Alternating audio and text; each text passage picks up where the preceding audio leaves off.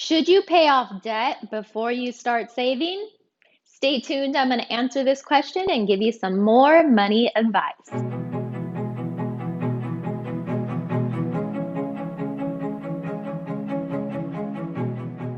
Hi, this is Brittney Castro, Head of Education at Altruist, and you're watching Learn.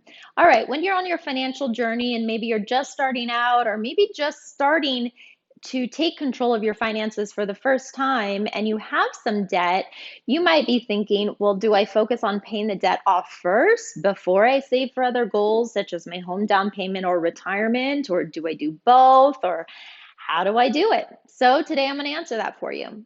So when you look at your financial life and you have debt, first you want to be very clear about how much debt do you have. So get out a pen and paper, call me old school, but sometimes the best way to look at everything clearly is by getting a pen and paper out and literally write down the debts that you own. Put the name of the debt, whether it's a student loan debt, a credit card debt, put the amount that you owe, meaning the balance still left, put the interest rate, and then the minimum monthly payment owed per month. So you might need to do some homework and digging to get the information on the interest rate and minimum payment. So if it is a credit card, you can log on to your credit card statements and actually look for that information because sometimes it's not always clear on your online dashboard. So you need to be very clear about what is the debt, how much do you owe, what's the interest rate, and what's the minimum monthly payment.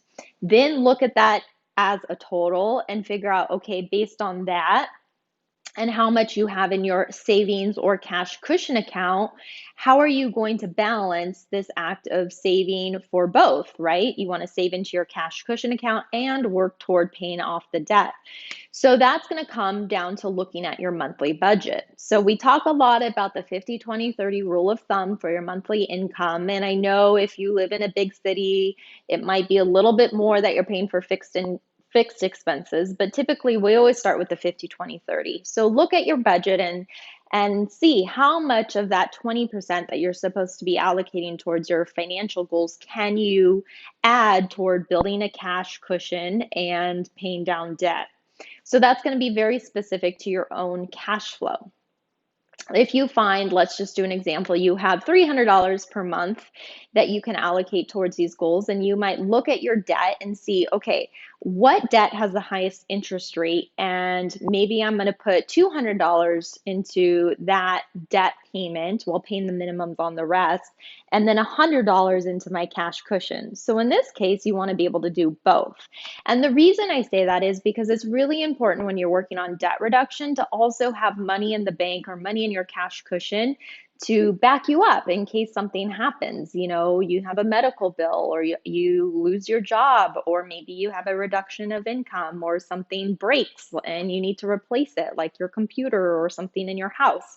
So having a cash cushion of at least $1,000 is important, but ideally, you want to build about 3 to 6 months of your core expenses per month in a cash cushion goal. So you have to look at this, and this is really where money becomes just as much a art as it is a science, and figure out, okay, yes, I want to pay down debt, but instead of putting maybe all the $300 per month to pay that off, I'm going to split it up. So $200 more toward debt reduction, making extra debt payments toward the debt with the highest interest rate while paying the minimums on the rest, and then $100 into my emergency fund or cash cushion account so I can build that up to be there for life's unexpected events.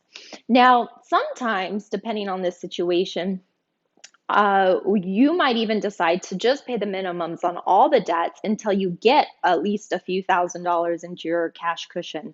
And that is extremely important to do. So maybe that will be delaying your debt reduction game plan a little bit, but at least now you'll have a few $1,000s in the bank as a cushion to get you through. And that actually helps you get out of that vicious catch-22 cycle of debt, which is a lot of times people like, I just want to pay off all the debt. So they put all the extra money toward debt reduction payments every month, but have no cash in the bank to fall back on. So then they pay down the debt, but then right when something happens and they need money, they have to use the same debt instrument they just worked so hard to pay off because they have no cushion to get them through that expense. So this is the art. This is figuring out, okay, I want to be able to save and pay off debt. How do I do this in the most efficient way? What is the time frame of each? And then look at it for your situation and come up with a good game plan. And remember, with any game plan, you just really want to create a plan, start to implement it, and then pivot and change it as much as you need as your life changes and as life changes around you, right? So financial planning is never static. A plan is never set for the rest of your life. We create a plan and then we live in the moment and adjust as needed. So hopefully that was very helpful for you to figure out what's the best approach. And of course, come over to Learn at Altruist and subscribe so you never miss an episode. And then of course, follow us on Facebook so you can continue in this conversation around money. Thank you so much for watching. This is Brittney Castro, and I'll see you next time.